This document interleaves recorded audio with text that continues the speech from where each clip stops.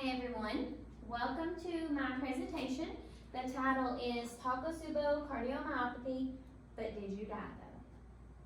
I appreciate your time and I look forward to educating you all and providing information about a cardiac condition that's not well known. After we finish this presentation, you all will have some new skills, some new education to add to your little education belt. So you'll be able to explain what Takotsubo cardiomyopathy is. You will be able to compare the signs and the symptoms of Takotsubo cardiomyopathy and a myocardial infarction, also known as a heart attack. You'll be able to describe why Takotsubo cardiomyopathy occurs more often in postmenopausal women as opposed to men and everyone else in the world. And you'll be able to give new ideas regarding prevention of Takotsubo cardiomyopathy. So right now you might be wondering, what does this condition have to do with you and the way that you function every day in your job? So according to the CDC, 1 in 500 people are diagnosed with Takotsubo cardiomyopathy every year.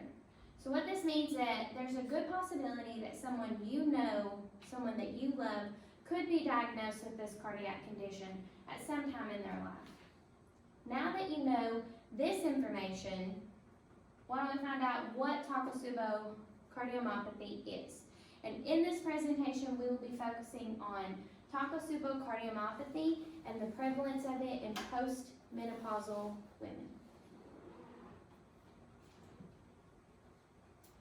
Takotsubo cardiomyopathy is also known as stress-induced cardiomyopathy or broken heart syndrome. Cardiomyopathy is a condition where the heart muscle is enlarged due to an increase in catecholamines, which we'll get to later. Takotsubo cardiomyopathy gets its name from the ballooning of the left ventricular apex, which you can see here in this slide. The ballooning gives the heart an appearance similar to that of a Japanese octopus pot. Now, the New England Journal reports that the first recorded diagnosis of Takotsubo cardiomyopathy occurred in Japan in 1990. So basically, they found it first, they get to name it, so it's Takotsubo cardiomyopathy. And rightfully so, because it looks like something that they use every day.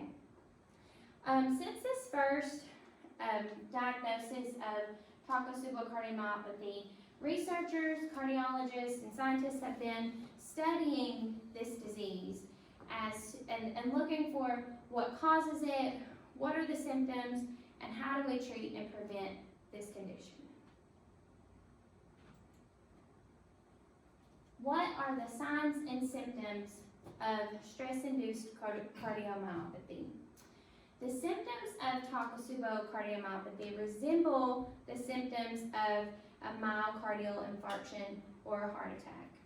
So patients will typically arrive to the ER.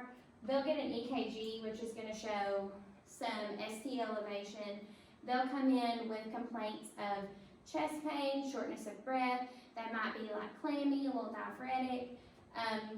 You'll even see sometimes they'll have elevated troponin levels, indigestion, and even some jaw pain. McCulloch writes in the Cath Lab Digest that some patients even have more dramatic presentation with their symptoms, which could even include left ventricular failure, pulmonary edema, lethal arrhythmias, such as complete heart block or ventricular fibrillation, and even cardiogenic shock. Is everyone here familiar with what a heart attack is, or you know someone who's had a heart attack, or you've treated a patient having a heart attack? Yes. Okay, so you all know that it's very important that you treat your patient. This is an emergency situation.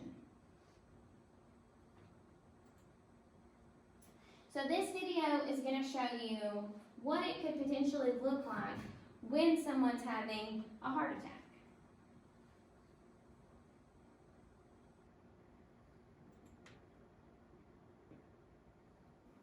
It started out like a totally normal day.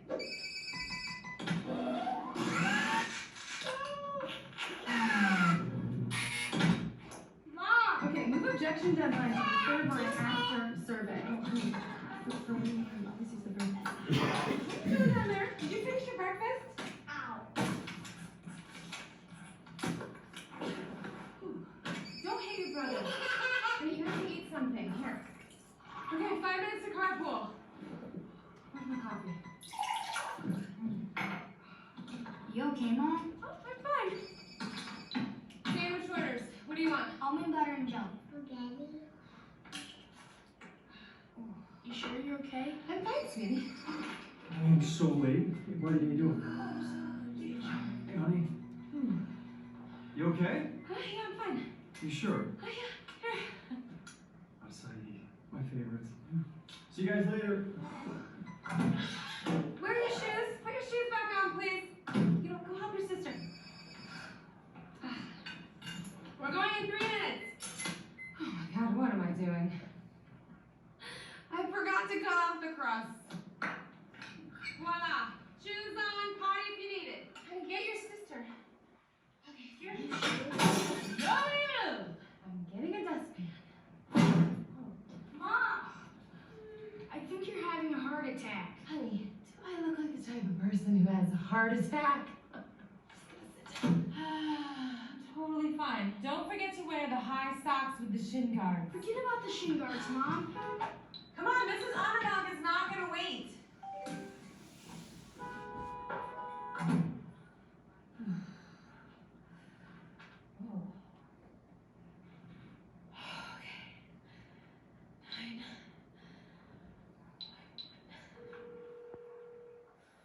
Hi, sorry to bother you. I think I might be having a little heart attack. Nothing really, just some nausea, tightening of the jaw, dizziness, shortness of breath, muscle pain, achiness, this terrible pressure in my chest. Oh, really? They can be here in how long? 2 minutes. Can you make it 10? I thought I had gas. Turns out I was having a heart attack. Heart disease is the #1 killer of American women. So now I take care of my heart and I tell the women in my life to do the same. Sounds great, by the way. That's nice, sweetie, but that's not my heart. That is. Make it your mission to save your life and the lives of the women you love. Find out more from the American Heart Association at goredforwomen.org.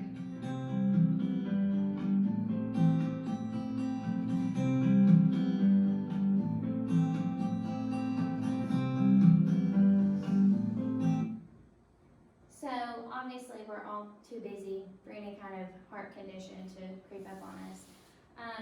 But as you notice, she had all the symptoms.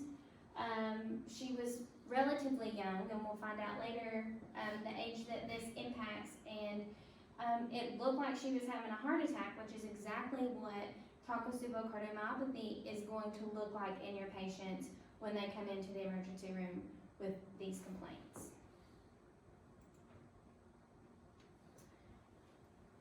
So when you have a patient that comes into the emergency room and all of their presentation looks like a heart attack, the first thing that you're going to say to yourself is, we got to move quick because time is muscle.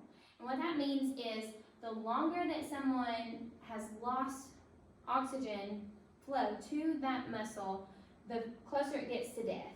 And so you want to move very, very quick to save that muscle. And again, like we had said earlier, you're talking about the majority of the myocardium of the heart, because this is the area that's affected by Takotsubo cardiomyopathy. So it looks the same as a heart attack and is going to be treated the same way. And unfortunately, oftentimes, the emergency staff doesn't get the time to sit down with a patient and say, how's your home life right now? Are you stressed out? How's the family? How's your finances? They're just looking at their patient with these critical symptoms, with complaints of chest pain, and they are treating that patient as quickly as possible. So a lot of times, a patient's going to come in, they're going to be rushed through, a physician's going to see elevator troponin levels, they're going to see this patient who is short of breath, who has EKG changes, and they're gonna say, let's send this patient to the cath lab.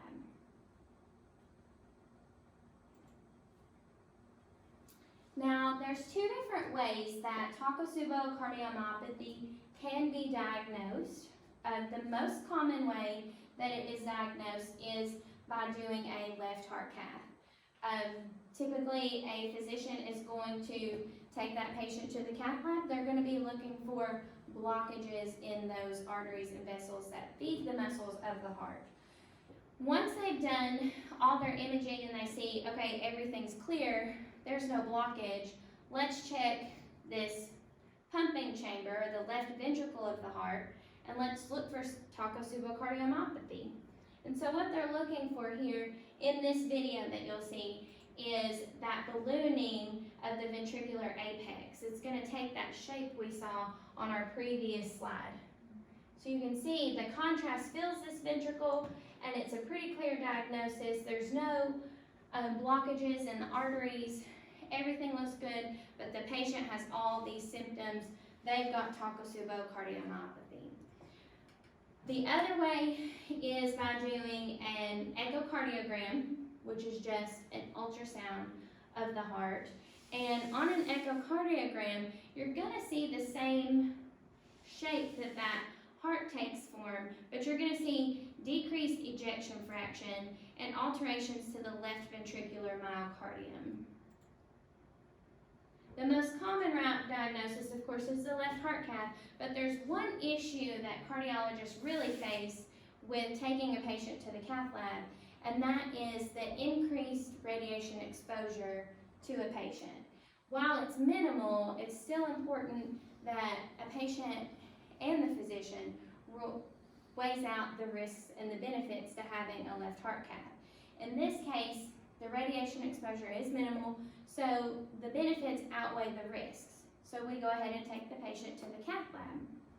Now, comparing the risks and the benefits is important, and it's important to note that Neshwat and his colleagues point out in the Cath Lab Digest that only 1 to 2% of acute coronary syndrome patients are patients who are diagnosed with Takotsubo cardiomyopathy. So it's actually a rare diagnosis. But we are seeing more diagnoses. All right, so what are the causes of stress-induced cardiomyopathy? Well, it's in the name, stress. The causes are what make it especially unique and especially challenging. Hypertension, diabetes, and obesity can increase the chance of cardiomyopathy. Sharkey, Lesser, and Marone explain in an article titled Takotsubo Stress Cardiomyopathy that 85% of cases of Takotsubo cardiomyopathy are due to a physically or emotionally stressful event. And women who have gone through menopause are especially susceptible to this cardiac condition.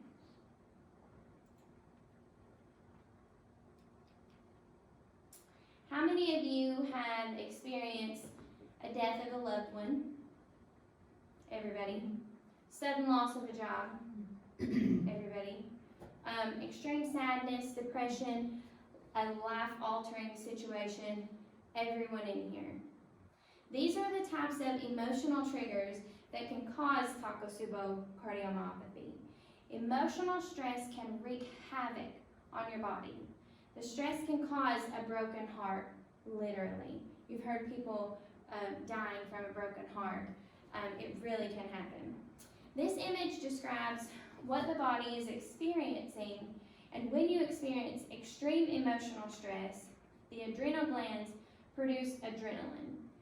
Have you ever been really scared all of a sudden and you were able to lift up something that was really heavy? On a normal basis, you couldn't lift that. Well, that's what adrenaline does. It sends that surge of hormones to your body and puts you in that fight or flight mindset. So are you going to fight? Are you going to pick up that car off little Timmy and save him? Or are you going to pass out or run away? So that's the fight or flight. As you can see, we can go through these steps. The first one, grief is experienced. That stimulates the adrenal glands. and the nerves, and it produces adrenaline.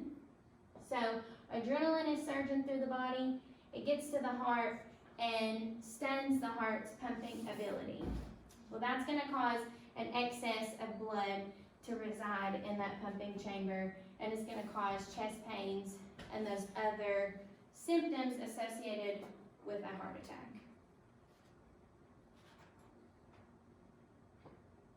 The signals that are being sent to the body from the adrenal glands are called catecholamines, or adrenaline. There are 4 types of catecholamines. You've got norepinephrine, epinephrine, isoprotenolol, and dopamine. So the majority of these are actually used in resuscitation attempts.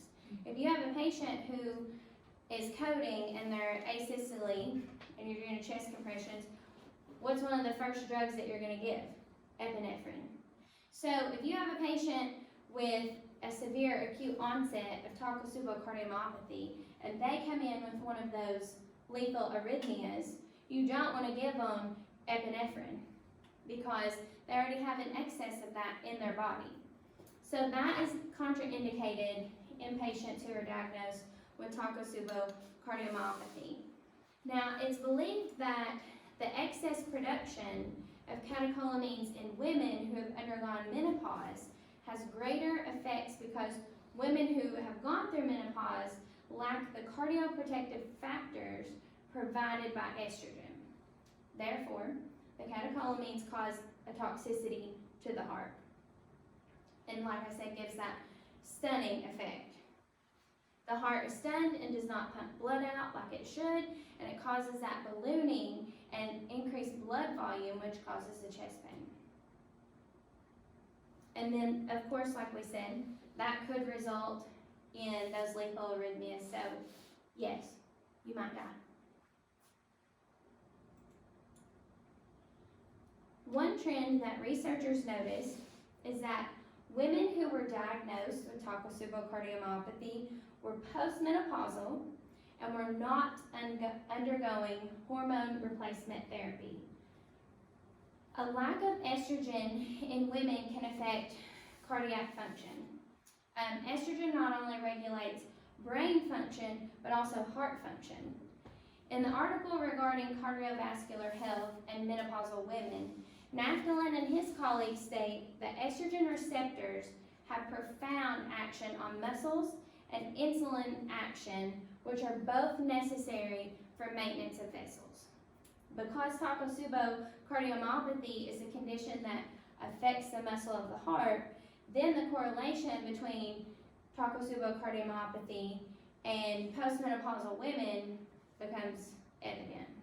You're lacking one, increase in the other, and you've just got a train wreck. So what's the treatment?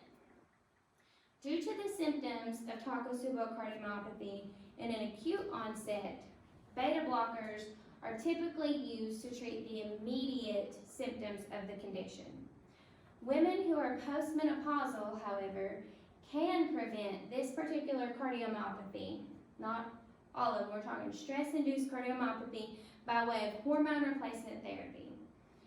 Estrogen is known for having the cardioprotective properties which will create the obvious benefits for postmenopausal women.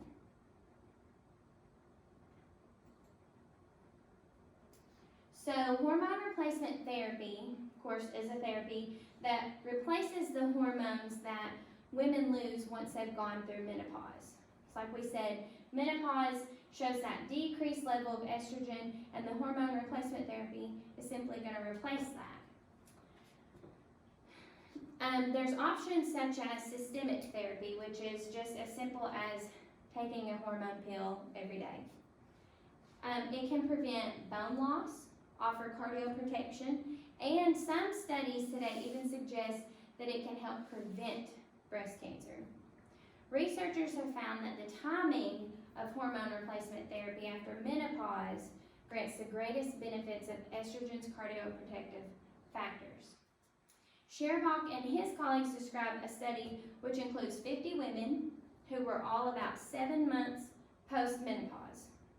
They state that after 10 years of randomized treatment, women receiving hormone replacement therapy early after menopause had a significantly reduced risk of mortality, heart failure, MI or heart attack, and without any apparent increase of risk of cancer, venous thromboembolism, or stroke. So we've come a long way. Hypertension, obesity, and diabetes are some of the physical causes of Takotsubo cardiomyopathy. So we've got to consider some lifestyle changes.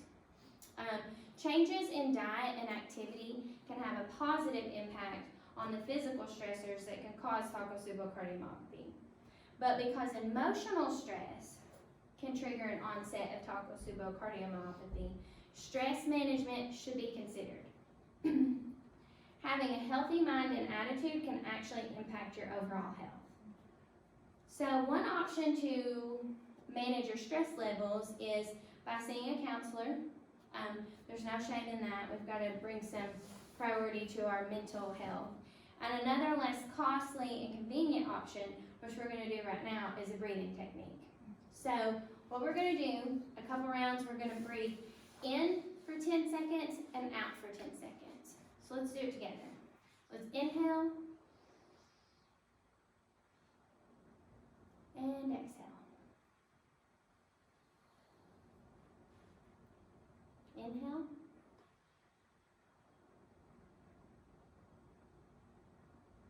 And exhale. I feel better. Do you guys feel better? Okay. All right. So if cause and prevention is so simple, then why are the number of Takotsubo cardiomyopathy occurrences increasing? One reason for that is we have ease of access to health care. Everyone has health insurance. There's a hospital almost on every exit now. So if you consider back in the 90s, how much has changed in 30 years' time? Everyone has access. So the more people who have access to be diagnosed, obviously, the more occurrences we're going to have. The other reason I believe that we are seeing more occurrences is hormone replacement therapy non-compliance.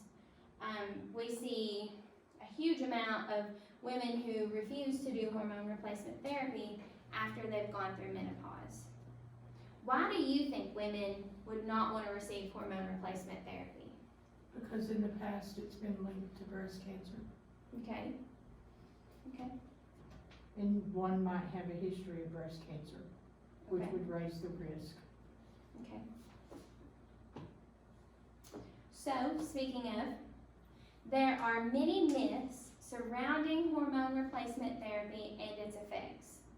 It's believed that hormone replacement therapy causes other conditions such as breast cancer, heart attack, and stroke. Now, this is partially true. Some of these side effects go along with taking multiple types of hormone replacement therapy.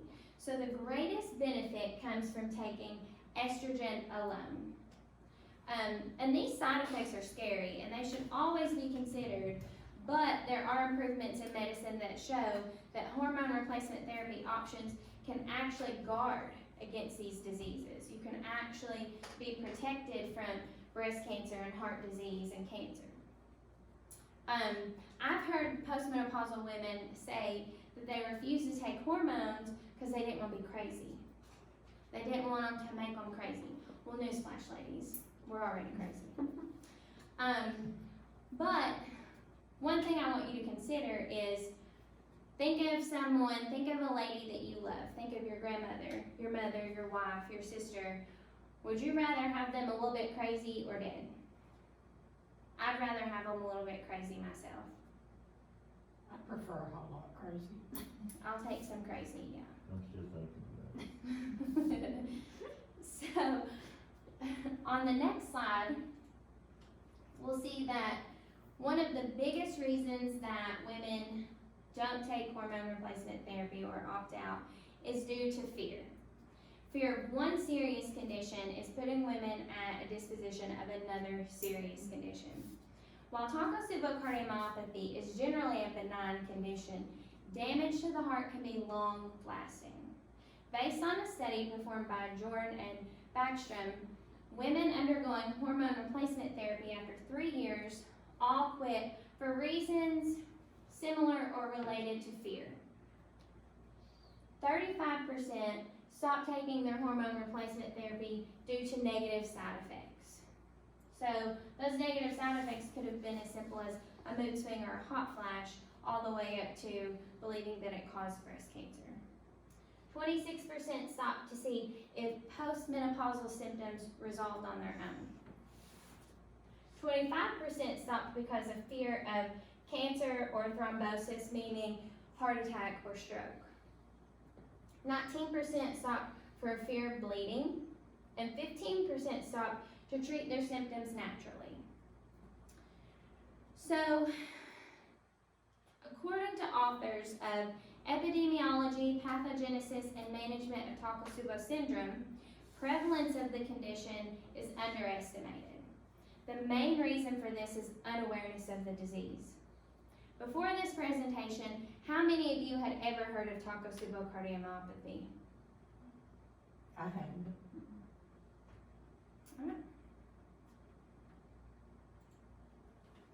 Patients diagnosed with Takotsubo cardiomyopathy typically recover. However, some are left with long-lasting damage to their heart muscle, which can cause their risk of a fatal arrhythmia to increase.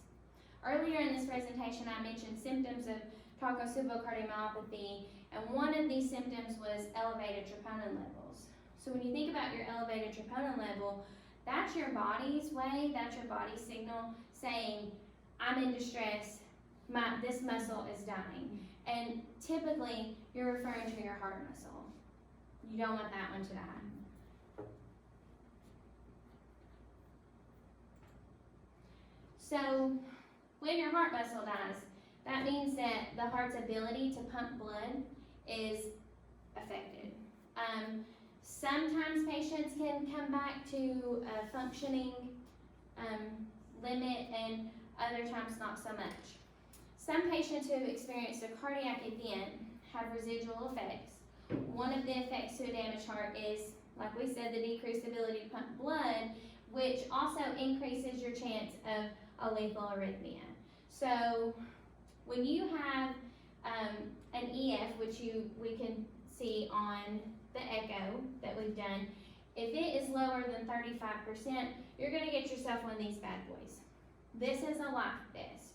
So patients who have gone through a cardiac event, who have that low EF, because they are so prone to a lethal arrhythmia, they're usually sent home to wear this vest, which is like wearing a defibrillator on the outside of your body. The only time that you should take this off is when you're in the shower. And it can deliver a shock to someone no matter where they're at. So, take care of your heart. You don't want to wear one of these. They're a little bit cumbersome.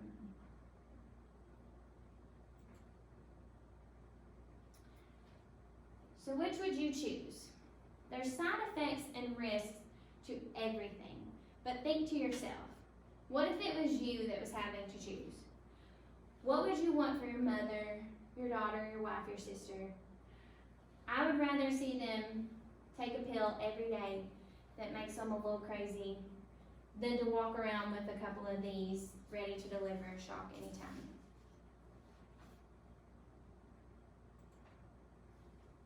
With adequate education, instruction, and follow-up medical visits, the occurrence of Takotsubo cardiomyopathy can be prevented. Postmenopausal women are facing serious health risk factors. Education among all providers, including primary care physicians, women's health physicians, cardiac physicians, obviously, their education can save a life. Since all the results have been gathered from research and questionnaires, the information surrounding Takotsubo cardiomyopathy and hormone replacement therapy has increased. However, in rural areas like where we live, women are still fearful of the repercussions of hormone replacement therapy. But don't worry, guys. I've not forgot about you. Only 10% of cases of Takotsubo cardiomyopathy occur in men. That's a relief, right? That's good news. But that doesn't mean that you all are in the clear. You can still be diagnosed with Takotsubo cardiomyopathy. A lot of times in men, it's caused from those physical stressors. It can still be an emotional stressor, but the physical stressors such as obesity, diabetes, and hypertension, not to point you out or anything, but estrogen levels are found in men as well, but men do not require the levels that women do, obviously. Men get similar benefits from estrogen, such as the cardiac protection. Cases of Takotsubo cardiomyopathy in men are not typically caused by a lack of estrogen, but usually the physical stressors. So guys, take care of yourselves too. Your heart's important too. Thank you all for enjoying my presentation. I'm confident that each of you have learned something new and will take this information and use it to help someone. You might be able to help someone that you love or a stranger. Don't be weird. Don't go up to a stranger and tell them you think that they've got heart disease. But you can use this information to help somebody. Any questions? Are the cardiologists here in this area familiar with the Takotsubo cardiomyopathy? They are. In fact, working with the cardiologist here is how I learned about Takotsubo cardiomyopathy. I've been in cath lab about 8 years, and I think we've seen anywhere from 5 to 10 instances of this. The first initial one wasn't followed by another for probably a year or two, but now it's kind of common to see this diagnosis on occasion. It's much closer together than years. So we're definitely making advancements into everyone being aware of this condition. Have they considered perhaps maybe educating the community? Yes. So we actually do have a cardiac symposium, and we also have programs called Go Red for Women. And Go Red for Women is open to healthcare professionals and the public, specifically women, but men are welcome as well. The cardiac symposium is specific for healthcare professionals, and topics such as Takotsubo cardiomyopathy are actually brought up with a lot of emphasis on stress management. Any other questions? Thank you.